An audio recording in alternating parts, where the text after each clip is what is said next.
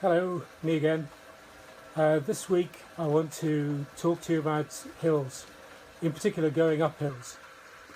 There's quite a lot to it, so I might split these tips over a couple of different videos rather than bore you to death with one long video about how to go up a hill. One thing I notice when I'm out riding is that almost everybody rides hills too hard. It's like they want to get a KOM on the hills, or they just want to get it over and done with as quickly as possible. It's the way road riders in a race tend to ride, and people see that on TV and they think that they need to replicate that when they go out on their training rides. The problem is that if you attack every hill, you might get the feeling that you're training hard, but overall it's more likely that it's going to be detrimental to your training. So for example, you might go out on a 3-hour training ride where you target working in your endurance zone. But what you might end up doing if you attack the hills is doing 2 hours in your recovery zone and half an hour in your endurance zone and half an hour in zone 4, 5 or 6 or even 7, well above your threshold. So even though the average power for your ride would be in your endurance zone, in fact, it's probably more of an interval training session rather than an endurance ride. And that might be okay if that's the sort of training that you set out to do.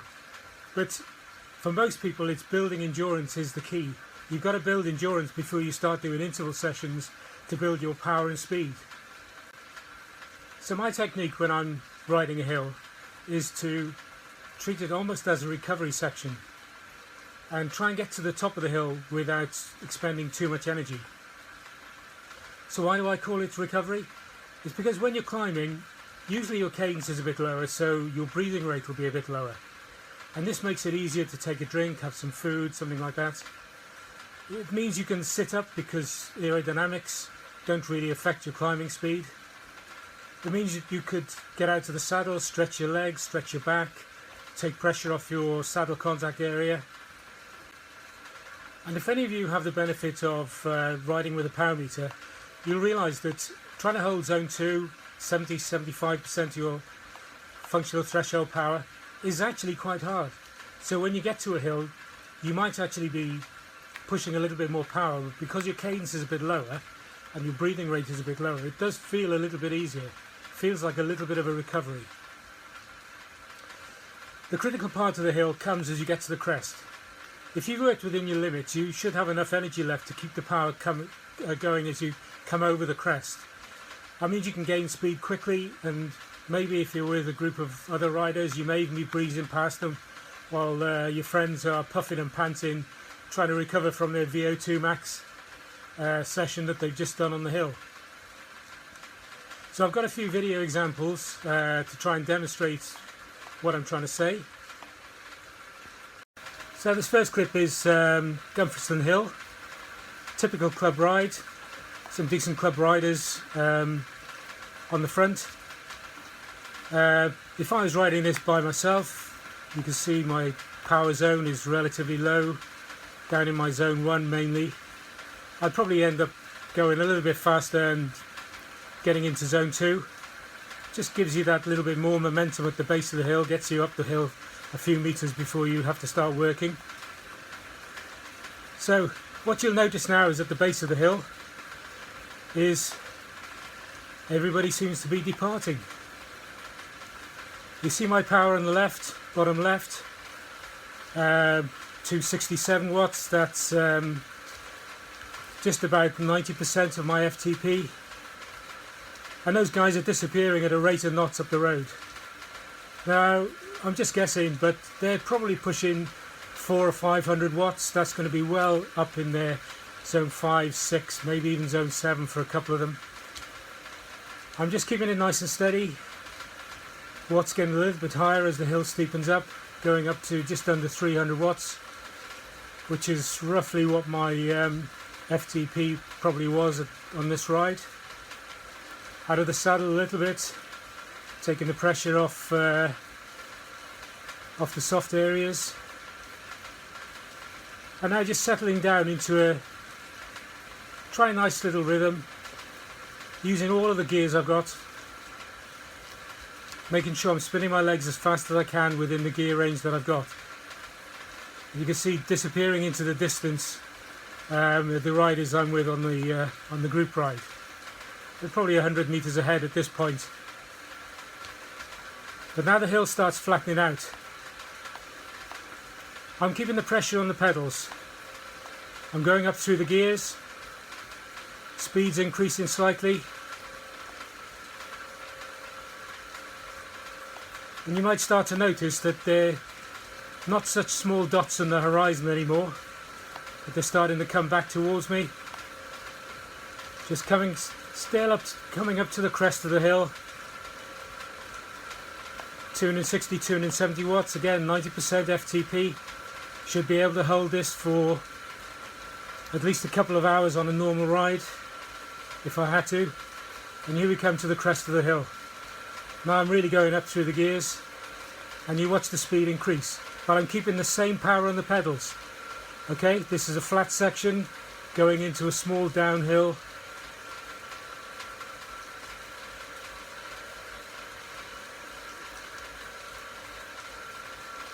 Still accelerating, still going up through the gears. The other guys have come up to the top of the hill, cruised over the crest, freewheeling down this slight little incline before you get to the bottom of the hill, and then there's another uphill, and you see how quickly I'm catching them. I'm not putting that much effort in, and now I've got to hang on the brakes hard as I can rather than go up the backside of them. Okay, this is the second example. This is a climb up past Lydstep, so just going underneath Bubbleton Bridge. I was on the front for a while, then these likely lads decided that I was going too slow, and away they go. You see I'm pushing 300 watts, so I'm at my threshold. Those fellas here must be putting 500-600 watts out. That's the sort of effort level that you could probably hold for maybe 30 seconds, maybe a minute, before you have to have a recovery, and sometimes that recovery can be a couple of minutes before you can go again. So they're digging deep into their red zones doing that little burst. This climb's got a number of little ramps, but it's also got some subtle little downhills. And while those chaps on the front are just pedalling very lightly on this downhill trying to recover, I'm keeping the power going through the pedals, so I'm gaining a lot of speed. You know, that's 20 miles an hour. So I've speeded it up a little bit now, the video, just to show you. You'll see how I get a little bit closer to them on the flats and the downhills, and then they go away from me on the uphill bits. But I'm staying within my power zone. Okay, I'm very close to my threshold. I'm slightly below it, or maybe a little bit above it. But those guys, every little ramp they come to, they work harder. Here we go again. I'm getting close to them, and all of a sudden they put the power down and off they go. Those little red zone efforts that they put in are going to really tell at the end of a ride, especially a long ride. So we're coming up to the crest of the hill now. This is the top before you go into Lydstep village itself. Now those guys have had a couple of hard bursts. Their legs are burning. I'm keeping the pressure on the pedals, even though it's a flat bit.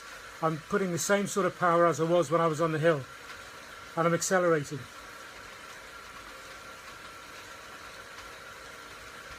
Getting faster, a little bit of a downhill now.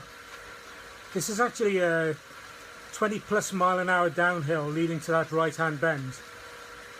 And you see those guys are pedaling quite lightly, coasting even. And here we come to the right hand bend, tiny little hill after this bend. But lo and behold, just by keeping my power even, yeah, he looked over his shoulder. Who's that? Yeah, it's me again, boys, sorry. Our friends across the pond have a nice definition of when you dip into your red zone. They call it burning a match. And I suppose that you have a box of matches. How many matches you have in your box, it depends on your level of fitness, training that you're doing. But if you go out on a ride and you hit every hill as hard as I've just demonstrated some of those people are hitting it, you're going to be burning through your matches very quickly. The idea is, on race day, is to get to the end of the ride and use your last match as you're coming up the finishing straight. But a lot of people are riding and they're burning their matches before they even get halfway through the ride. So next time you're out on the road, just try my way, see if it makes any difference.